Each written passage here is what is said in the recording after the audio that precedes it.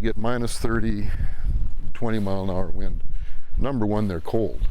Volunteer firefighter and EMT Jay Imey is responding to more calls for refugee claimants crossing the border near Emerson, often overnight in frigid temperatures. You can imagine here at 3 o'clock in the morning, it's 30 below, pitch black, and you're trying to find someone in these snow-covered fields. It's tough. Early this morning, it happened again. Imey was called to the border office to check on a woman who had slipped on ice and injured her knee. RCMP say in addition to the 22 people intercepted overnight, 8 people crossed into Manitoba on Friday, and that brings the total number this year to about 100. That's the ones the RCMP know about. Even the warmer weather brings new risks. We're looking at a flood season coming in. These fields are going to be extremely muddy.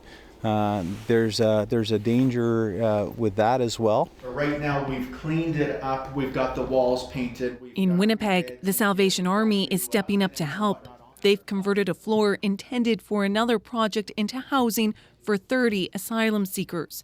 That's in addition to another 30 that can stay at a family shelter nearby. Since Thursday, they've had 8 refugee claimants. Major Rob Kerr says they're desperate to make the trip. This was something they really felt they had to do. They had to get out of the United States. They knew that it was a dangerous crossing to make. Rita Chahal works with refugees. She says the extra space is a relief, but she worries about long-term solutions. If we see the numbers continue to escalate, if they run into the hundreds and thousands, I don't know if that will happen, but if we can only speculate, that's going to put pressure on the community.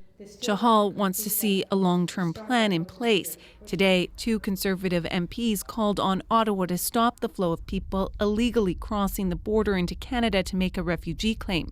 Earlier this week, the Manitoba government said it's working with federal and local officials, as well as organizations, to develop a plan. Alana Cole, CBC News, Emerson.